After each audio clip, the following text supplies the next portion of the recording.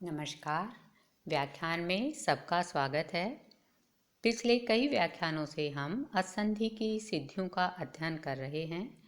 सिद्धियों के पठन पाठन के इस क्रम में हमने अभी तक यण, अयादि, गुण, वृद्धि तथा पररूप संधि की सिद्धियां कर ली हैं। सिद्धियों से संबंधित सूत्र और वार्तिकों के अर्थों को भी हमने समझा है। इस व्याख्यान में हम असंधि के दीर्घ संधि नामक भेद के उदाहरणों की सिद्धियां करना सीखेंगे। दीर्घ संधि का एक ही सूत्र है, अकः सवर्णे दीर्घ है। सूत्र की संस्कृत वृत्ति इस प्रकार है, अकः सवर्णे च परे पूर्वपरयोर दीर्घ है एक आदेश है स्यात्। संस्कृत वृत्ति के अनुसार इसका अर्थ होगा अकः अक प्रत्याहार से परे। अक में पंचमी का एक वचन, तो इसका अर्थ होगा अक प्रत्याहार से परे। क्या परे होने पर? सवर्णे अचि, सवर्ण अच होने पर। पूर्व परयो हो, पूर्व और पर के स्थान पर दीर्घ एकादेश है साथ दीर्घ एकादेश होता है। अर्थात पूर्व पद में अंत में अक प्रत्याहार का कोई वर्ण हो, अ, ई, उ, री तथा री। बाद में इन वर्णों का कोई सवर्ण अच परे हो, तो पूर्व और पर दोनों के स्थान पर एक दीर्घादेश होता है। यहाँ समझने की बात यह है कि यह दीर्घादेश सवर्ण होता है, अर्थात स्थान और प्रयत्न की दृष्टि से जो अचवर्ण स्थानीय के सबसे अधिक समान होता है वह होता है। जैसे ए प्लस ए, इन दोनों के स्थान पर आ दीर्घादेश होगा, ई, उ आदि नहीं। अब हम इस सूत्र के उदाहरणों की सिद्धियां करते हैं। इनमें प्रथम शब्द है दैत्यारी ही। दैत्यारी शब्द का अर्थ होता है दैत्यों के शत्रु। जब हम इसकी सिद्धि करेंगे तो सर्वप्रथम संधि विच्छेद करेंगे, दैत्य धन अरिहि। फिर लिखेंगे इस अवस्था में प्रथम बिंदु में हम लिखेंगे अकः सवर्णे दीर्घ सूत्र से दैत्य के ए तथा अरिहि के ए दोनों के स्थान पर सवर्ण आ दीर्घ एकादेश करने पर दैत्य यह हलन आ धन रिहि रूप बना। यहाँ हमने जो अभी सूत्र पढ़ा है उससे क्या किया है, दैत्य के ए तथा अरि के ए इन दोनों के स्थान पर आ सवर्ण एक दीर्घ आदेश किया है। दैत्य में ए निकल गया, आगे अरि में ए निकल गया, दोनों के स्थान पर आ हो गया, तो दैत्य में यह हलंत रह गया। फिर आगे आ धन री, यह रूप बना। दूसरे बिंदु में लिखेंगे वर्णों को परस्पर मिलाने से दैत्यारी ही रूप सिद्ध होता है। दैत्य यह हलंत था, उसमें आ की मात्रा जुड़ी, धन का निशान हटकर री जोड़ा तो रूप बना दैत्यारी ही। अगला शब्द है शीशय। इसका संधि विच्छेद होगा शी धन ईशय।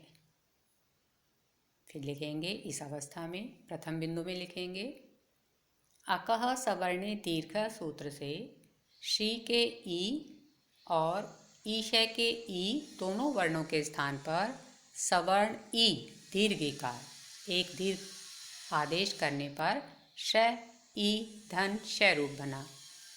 श शेषा हलन क्योंकि शी में ई निकल गया, आगे श शेषा क्योंकि ईशय में ई निकल गया।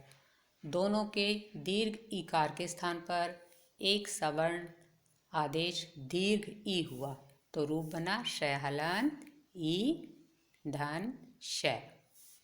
दूसरे बिंदु में लिखा जाएगा वर्णों को मिलाने पर शीशः रूप सिद्ध होता है। शीशः शब्द का अर्थ होता है श्री के ईश। अगला शब्द है विष्णुदय। इस शब्द का अर्थ होता है विष्णु का उदय। संधि विच्छेद होगा विष्णु धन उदय, छोटे ऊ की मात्रा ह्रस्व उकार धन उदय। फिर लिखेंगे इस अवस्था में प्रथम बिंदु में लिखा जाएगा अकह सवर्णे दीर्घ है सूत्र से विष्णु के उ और उदय के उ दोनों अच वर्णों के स्थान पर सवर्ण उ एक दीर्घादेश करने से विष्णु णहलन उ धन दय रूप बना। विष्णु में उ हटा लिया, उदय में से उ लिया, दोनों ह्रस्व उकार के स्थान पर एक उ दीर्घादेश हुआ तो विष्णु न हलंत रह गया, फिर उ धन दय रूप बना। दूसरे बिंदु में लिखा जाएगा वर्णों को मिलाने से विष्णु दय रूप सिद्ध हुआ या होता है। ण हलंत में दीर्घ उकार की मात्रा जुड़ी, धन का निशान हटकर दय इसके साथ मिल गया तो रूप बना विष्णु दय। होत्री कार्य यह चतुर्थ शब्द है, इसका संधि विच्छेद होगा होत्री धन ऋकार।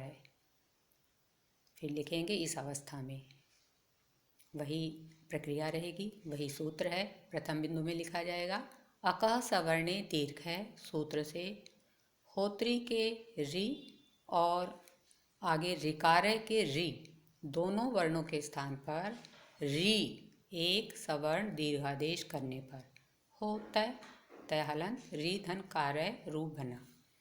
होत्री में री निकल गया, आगे रिकारे से री को लिया, दोनों के स्थान पर दीर्घ रिकार लिखा, तय हलंत रह गया तो होता है री धनकार रूप बना। दूसरे बिंदु में लिखा जाएगा वर्णों को मिलाने पर होत्री कार्य रूप सिद्ध होता है। जो त्रि है वो दीर्घ है तो यह रूप सिद्ध होता है। होत्री कार्य का अर्थ होता है होता या होत्री का रिकार। इस तरह से हमने इस व्याख्यान में अकह सवर्णे दीर्घ है सूत्र से सिद्ध होने वाले 4 उदाहरणों को सिद्ध किया और हमने देखा कि एक सूत्र से एक सरल सी प्रक्रिया से ये सभी शब्द सिद्ध हो गए।